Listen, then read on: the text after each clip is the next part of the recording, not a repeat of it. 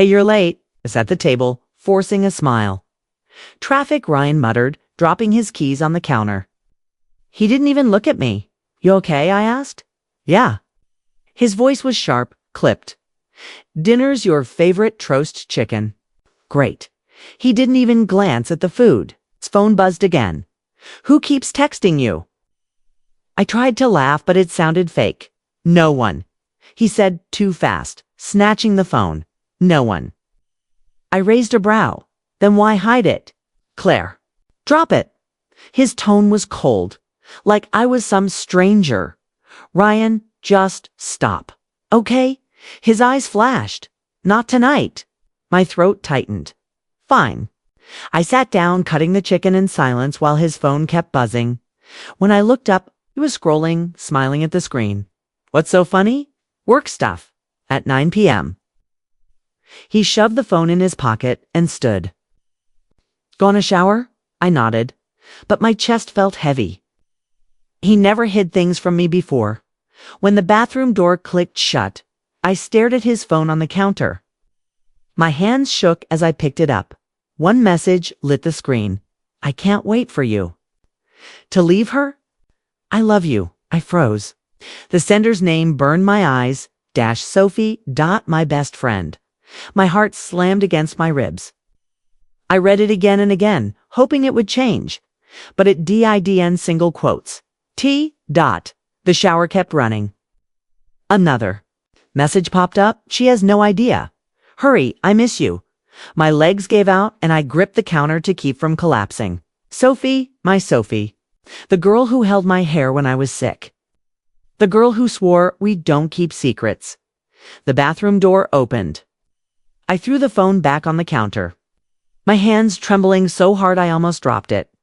Ryan stepped out, towel around his waist, water dripping down his chest. He looked at me and frowned. You okay? Swallowed hard. Yeah, you look pale. Just tired. My voice cracked. He stared for a moment, then nodded. We need to talk. The room spun. My fingers curled into fists under the table. About what? I whispered. Ryan's jaw tightened. About us. And right then, I knew this was the night everything changed. Asterisk he sat across from me. Towel gone, wearing his gray t-shirt like it was armor. His eyes didn't meet mine. What do you want to talk about? I asked, my voice barely a whisper. Us. His tone was flat, my heart pounded. What about us? He rubbed his neck. Claire, I don't feel the same anymore. The words sliced through me. You don't feel the same. He nodded slowly. Yeah. My lips trembled. Since when? A while now. I laughed, but it sounded broken. And you're just telling me now? I didn't know how to say it? Try honesty, I snapped. Who is she, Ryan? His eyes flickered for a second. What? Don't play dumb. Who is she? He exhaled, looking everywhere but at me. Sophie, the name hit me like a punch. I forced a smile. Wow. My best friend. Really? It's not like that. Not like that. I slammed my hand on the table. You're sleeping with Sophie, and it's not like that. I didn't plan this, he said softly. It just happened. I stared at him, the years flashing in my mind, double shifts, missed birthdays, every dollar I poured into his dream. So all the nights I worked late, all the sacrifices I made of her? What? So you could just happen with Sophie. He sighed. Claire, you don't understand. Make me understand. She gets me, he said quietly.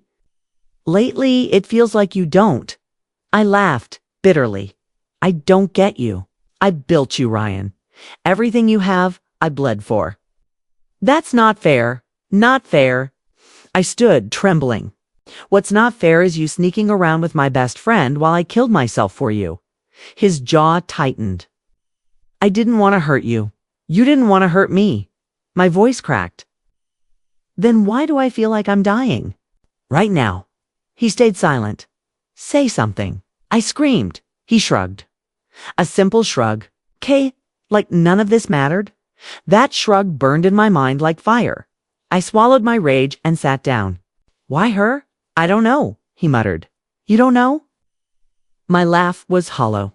5 years, Ryan. 5 years, and you don't know?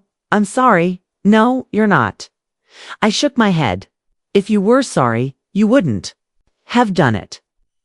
I can't change how I feel, he said quietly. Neither can I whispered, standing again. But trust me, I'll never feel the same about you. He didn't move, didn't fight for me, didn't even look guilty. I walked past him, straight to the bedroom. My chest felt like it was caving in, my breath shallow and broken. I closed the door, pressing my back against it, and then I cried. I cried until my throat burned and my voice broke into nothing. I cried because I didn't know if I was the fool or the villain in my own story. I stood in front of Sophie's door, my hand frozen midair. My pulse throbbed in my ears. Claire. Just knocked out the door swung open before I could. Claire, her voice was too bright to fake. What are you doing here? I stared at her. The same green eyes I trusted for years. Can we talk? Of course. She stepped aside. Come in. I walked past her, my heels echoing against the polished floor. Her perfume hit me a sweet scent that used to comfort me. Now it made me sick. Wine? She asked, heading to the kitchen. No. My voice was sharp. She turned, glass in hand. You sound upset. Laughed coldly, do I? Claire, she walked closer. Listen, I didn't plan this. It just happened. Those words, the same ones Ryan used. It just happened, I repeated slowly. Yes, she said softly. I swear, I never wanted to hurt you. Then, why do I feel like I've been stabbed in the back? She flinched. Claire, tell me something, Sophie. I stepped closer. Was it before or after I paid his rent? Before or after I covered his loans? Tears welled in her eyes. It's not about money. Don't you dare. My voice cracked like glass. Don't you dare tell me what it's about. I fell for him. I smiled bitterly. You fell? Like you tripped on your heels and landed in his bed. Her lips trembled. Please, don't hate me. Hate. You, I laughed, but it sounded hollow. I don't hate you, Sophie. Hate takes effort. You're not worth that anymore. She blinked, stunned. Claire, congrats, I said, forcing a sweet smile. You win. Relief washed over her face. She thought I was weak. She thought I'd walk away crying, and maybe I did once. But not today. I walked past her, heels clicking like gunshots. Claire, wait, I stopped at the door. Do you know what the funny part is? She said nothing. I trusted you more than him. My throat tightened, but I didn't let her see. The tear burning in my eye, and you ruined that for nothing. I opened the door and stepped into the cold air, the wind biting my skin. Not because I forgave her. Not because I was broken, but because a plan was forming in my head.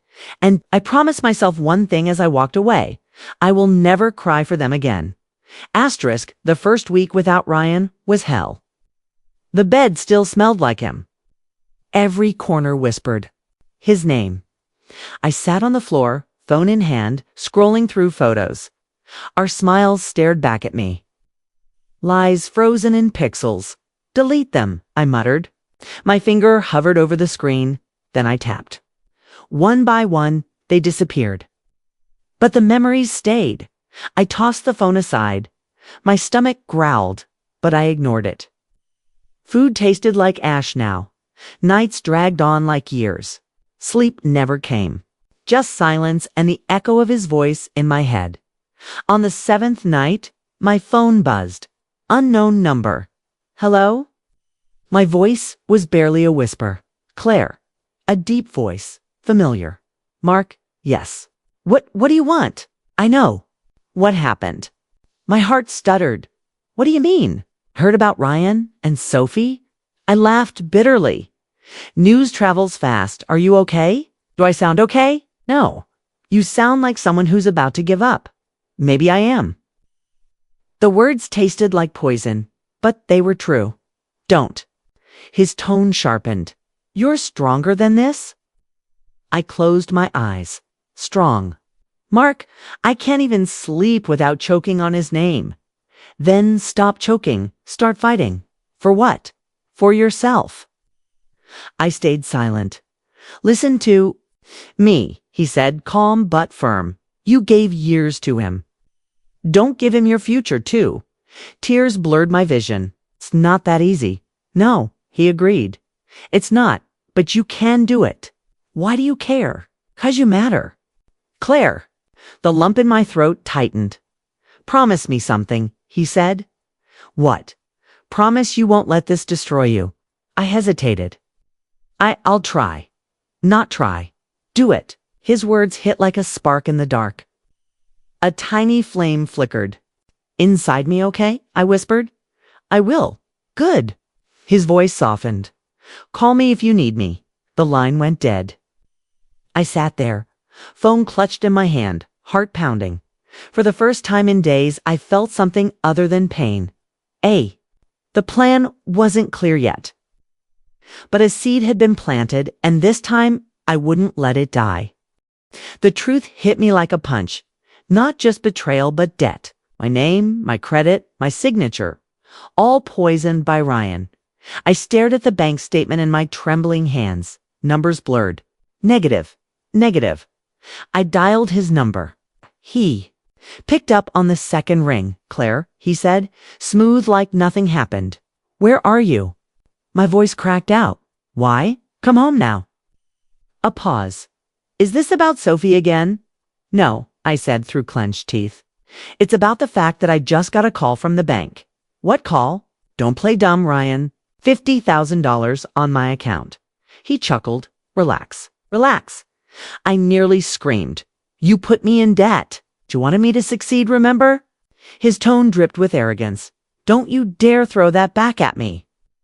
You said, chase your dream, Ryan. I'll support you. Those were your words.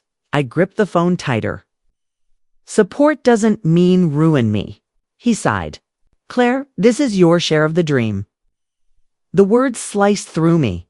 My share. Yeah, you always said we were a team. My chest burned. A team doesn't stab each other in the back. God, you're so dramatic. Dramatic. My voice shook. I worked double shifts for years so you could build a future. And this is what I get. You're overreacting.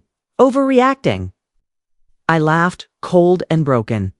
You're unbelievable. Claire, calm down. No, I'm done. Calming down. He went quiet. Listen, he said finally. Isn't the end of the world? For you, maybe. For me, it's chains. Chains with your name on them. Stop acting like a victim. Something inside me snapped. I'm not acting, Ryan. I am your victim, but not anymore. He scoffed. What's that supposed to mean? Yo. See? I ended the call before he could respond. The silence afterward was deafening. My reflection stared back at me from the dark screen, pale, shaken, furious. I walked to the bathroom, flipped on the light, and faced the mirror.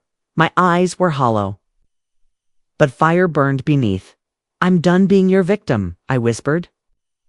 Then, louder, I'm done. For the first time, I believed it. Asterisk, I thought the weight of $50,000 would crush me. It almost did. But instead of drowning, I started swimming. Double shifts again. Mark asked as I walked into the office that Monday. Yes, I said, tossing my bag down. Don't look at me like that. Just worried, he said. You barely sleep. I'll sleep when I'm out of debt. He frowned. You didn't make this mess, Claire. He did. I signed the papers, I muttered. My name, my problem. Still, he said gently. You're killing yourself. I've been through worse. I lied. No, you haven't. His voice was so calm, so certain, it shook me. You think I can't handle this? I asked. I think you're strong, he said. But strong people break too. I stared at him. I can't break. Not now. He nodded slowly. Then let me help. I don't need help. Do you need someone in your corner? That's all I'm saying. His words stayed with me through every late-night spreadsheet. Every morning coffee that tasted like cardboard. Days blurred into weeks. I paid bills, skipped sleep, kept breathing. Barely. One night after finishing a 12-hour shift, I decided to grab a coffee before heading home. The cafe smelled like vanilla and burnt dreams, and then I saw them. Ryan, Sophie, they sat by the window, laughing like they'd never hurt anyone. His arm brushed hers. Her smile gleamed under the warm lights. For a second, I couldn't move. My chest clenched, my throat burned, and every scar they left on me throbbed at once. Mark's words echoed. "You're strong, but strong people break too." I didn't break. I smiled. They didn't notice me. They didn't even look up Good Gut, because as I walked past them, the rage I once carried was gone. In its place was something sharper, something steady. They thought they'd won. They had no idea what was coming. Asterisk, are you sure about this? Mark asked, leaning closer to the screen. Yes, I said without hesitation. Every file, every email, download them all. This is enough to ruin him. Good. Mark glanced at me. You don't even flinch. Why would I? I replied. He didn't flinch when he drained my account. He's going to call. I don't care. You will when the headlines hit. I want them to hit, I said. Hard. Mark hesitated. And Sophie. She made her choice. He exhaled. Okay, sending the package. Do it. His fingers moved fast, and with one click, the files were forwarded to the right people. Investors. I asked every single one, he said. Contracts, bank transfers, emails, proving fraud. Perfect. The next morning, chaos exploded. News alerts buzzed nonstop. CEO accused of fraud. Investors pull out. Lawsuits imminent. I sipped my coffee like it was just another Tuesday. My phone rang. Sophie. Then again, Sophie. The third time. I answered. Her voice cracked. Claire, please, click. I let the silence speak for me. Hours later, Ryan called, then texted, then called again. We need to talk, please. It's not what it looks like. Claire, answer me. I didn't. Their downfall was louder than any curse I could throw. That night, I came home and froze. Ryan stood outside my building, suit wrinkled, his eyes wild. Claire, he said as I approached. I didn't stop. Please, just 5 minutes. He begged. I lost everything. They're coming after me. I walked past him, Claire. His voice cracked. You loved me. I turned, finally meeting his eyes. I did. He stepped forward. Then help me, please. I smiled. Not cruel, not bitter, just free. No, I said softly, and for the first time in months, peace settled in my bones. Asterisk, gone. I asked, setting my coffee down completely. Mark said. He packed up, vanished. No one knows where. I laughed. Under my breath, coward. And Sophie? Back with her parents, he said. She deleted all her socials, embarrassed, humiliated. He replied, you really did it. No, I said. We did it. He smiled. And you're debt-free. I exhaled slowly. Finally. You've been working like crazy, Mark said. How's it feel? It's like breathing after drowning, I said. He leaned closer. And your company, our company, it's real now. Yes, I whispered. Real. Mark tapped the table. It's 2 new beginnings. I raised my glass to life after betrayal. Weeks passed. Every day felt lighter. Deals closed. Clients came. I started smiling without forcing it. Then one night I came home and found Eton envelope on my desk. No return address, just my name. I tore it open. One line stared back at me. I lost everything. But losing you was the worst, Ryan. I sat on the edge of my bed, reading it again, still trying. I murmured. My phone buzzed. Mark, you sound weird, he said. What happened? A letter from him? Yes. What does it say? That he lost everything. But losing me was worse. Mark went silent. And how do you feel? I smiled. The kind that reached deep. Free. No anger. None. I said, because I finally understand. Understand what? That they didn't destroy me, I whispered. They built me. And for the first time, I believed it. Asterisk, take a deep breath, the coordinator whispered. I'm fine, I said, gripping the podium. My fingers weren't so sure. The room buzzed with whispers, faces everywhere, Wayman leaning forward, waiting. I adjusted the mic. Hi, I began. I'm not here as a victim. A few heads lifted. I'm here because I survived. Silence. Fell, my heart pounded, but my voice didn't shake. I thought love was supposed to save me, I said. But the truth, it broke me first. Murmurs rippled. I smiled faintly. I gave everything. I continued. And when it ended, I thought, I ended too. Someone in the front row wiped her cheek. I lost money, friends, myself. Nights without sleep, days without food. I begged for answers. I blamed myself. I let the pause sit heavy. But then I said softly, I chose to fight. Eyes locked on me, the air tightened. I worked. I rebuilt. I cried more than I'll admit. But I kept going. Hands clenched in the crowd. And then I learned something. Love doesn't always save you. Sometimes it teaches you the hardest way possible. You save yourself first. A hush deepened. Then applause. I exhaled, scanning the room. Faces full of pain, hope, strength, faces like mine once was. And then I saw him, Mark, back row, arms crossed, eyes steady on me. I smiled without meaning to, because after you save yourself, I said, voice firm, you realize something else. Love doesn't break you. It stands with you when you're already standing. The room erupted. People rose to their feet. Mark didn't move. He just smiled. And I knew this was only the beginning.